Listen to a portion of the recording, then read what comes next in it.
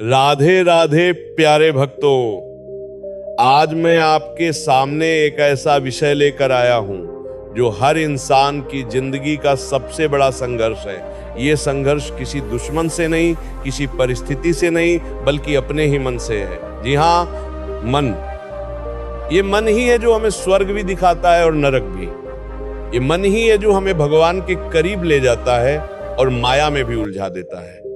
श्री कृष्ण ने भगवद गीता में अर्जुन से कहा था कि मन को वश में करना उतना ही कठिन है जितना हवा को पकड़ना, लेकिन असंभव नहीं है। आज मैं आपको बताऊंगा कि कैसे आप अपने मन को अपने वश में कर सकते हैं। देखिए, मन की प्रकृति है भटकना, एक पल यहां तो दूसरे पल वहां। आप नमाज पढ़ रहे हैं तो मन बाजार में घूम रहा है, आप ऑफिस में काम कर रहे हैं तो मन घर की चिंता में डूबा है, आप किसी से बात कर रहे हैं तो मन किसी और के बारे में सोच रहा है। यही तो समस्या है। मन का ये भटकाव ही हमारी सारी परेशानियों की जड़ है। विज्ञान भी यही कहता है। आधुनिक शोध बताते हैं कि हमारे मस्तिष्क में हर दिन लगभग 60,000 विचार आते हैं और इन 60,000 विचारों में से 80% विचार नकारात्मक होते हैं। कल्पना कीजिए, हर दिन लगभग 50,000 नकारात्मक विचार, और सबसे बड़ी बात, इनमें से 95% विचार वही होते हैं जो कल भी आए थे। मतलब हम एक ही चक्कर में घूमते रहते हैं, एक ही चिंता, एक ही डर, एक ही शंका बार बार। अब सवाल यह है कि इस मन को काबू में कैसे करें। श्री कृष्ण ने गीता के 6ठे अध्याय में इसका बहुत सुंदर उत्तर दिया है। उन्होंने कहा है, अभ्यासेन तु कौन्तेय वैराग्येण च गृह्यते, यानी अभ्यास और वैराग्य से मन को वश में किया जा सकता है। अभ्यास का मतलब है लगातार प्रयास और वैराग्य का मतलब है अनासक्ति। पहले अभ्यास की बात करते हैं। मान लीजिए आप साइकिल चलाना सीख रहे हैं।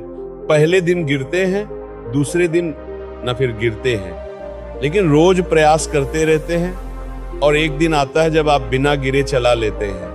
मन को वश में करना भी ऐसा ही है। रोज थोड़ा थोड़ा अभ्यास, रोज थोड़ी थोड़ी साधना। पुराणों में एक कथा आती है। एक बार नारद जी भगवान विष्णु के पास गए और बोले, प्रभु माया क्या है, मुझे दिखाइए। भगवान मुस्कुराए और बोले, चलो घूमने चलते हैं। दोनों पृथ्वी पर आ गए। गर्मी का दिन था। भगवान विष्णु ने कहा, नारद मुझे प्यास लगी है, उस गांव से थोड़ा पानी ला दो। नारद गांव में गए, एक घर के दरवाजे पर दस्तक दी। दरवाजा खोला एक बहुत सुंदर युवती ने। नारद उसे देखकर भूल गए कि वो पानी लेने आए हैं। धीरे धीरे उस लड़की से प्रेम करने लगे। शादी हो गई, बच्चे हुए। नारद वहीं बस गए, खेती करने लगे। 12 साल बीत गए। एक दिन भयंकर बाढ़ आई, सब कुछ बह गया। नारद की पत्नी, उनके बच्चे, उनका घर, सब कुछ। नारद बस एक लकड़ी पकड़कर पानी में बहते रहे और रोते रहे। तभी अचानक एक आवाज आई, नारद पानी कहाँ है? नारद ने आंखें खोली तो देखा वो उसी जगह खड़े हैं जहां भगवान ने उन्हें पानी लाने भेजा था। 12 साल की जिंदगी, शादी, बच्चे, सब एक पल में बीत गए। भगवान मुस्कुराए और बोले, यही है माया। मन जब विषयों में फंस जाता है तो काल का भी ध्यान नहीं रहता। ये कथा हमें सिखाती है कि मन कितना शक्तिशाली है और कितना भटकाने वाला भी। जब मन विषयों में उलझ जाता है तो इंसान अपना असली उद्देश्य भूल जाता है। इसलिए मन को एक जगह स्थिर करना बहुत जरूरी है। अब बात करते हैं वैराग्य की। वैराग्य का मतलब ये नहीं कि आप सब कुछ छोड़कर जंगल में चले जाएं।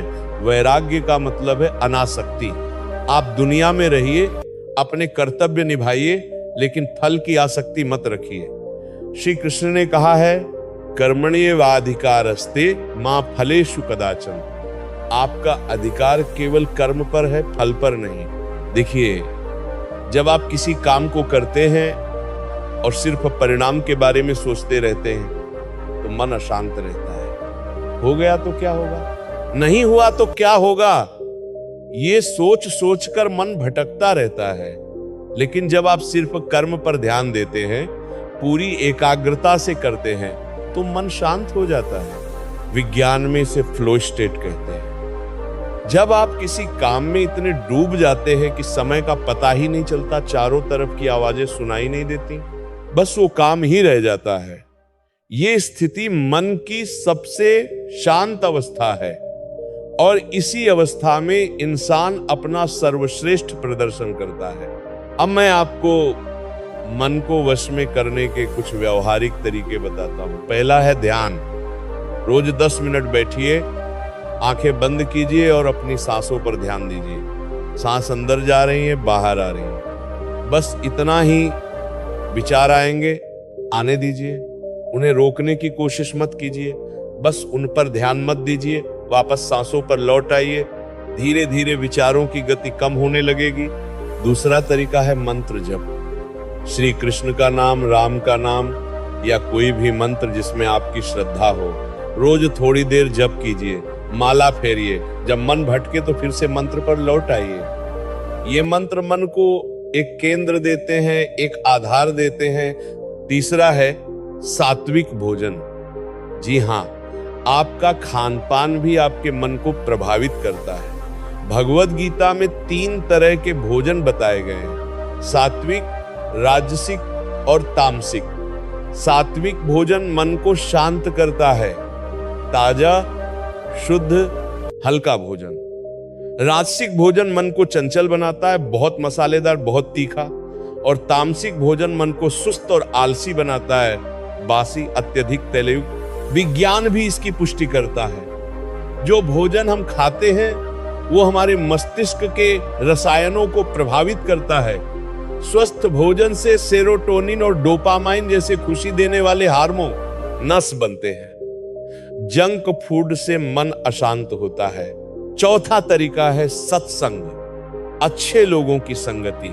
जैसे लोगों के साथ रहेंगे वैसे ही विचार आएंगे। अगर हर समय नकारात्मक लोगों के बीच रहेंगे तो मन भी नकारात्मक हो जाएगा। अगर सकारात्मक आध्यात्मिक लोगों के साथ रहेंगे तो मन भी उसी दिशा में जाएगा। 5वां है स्वाध्याय। अच्छी किताबें पढ़िए, भगवत गीता, रामायण या कोई भी आध्यात्मिक ग्रंथ रोज थोड़ा पढ़िए।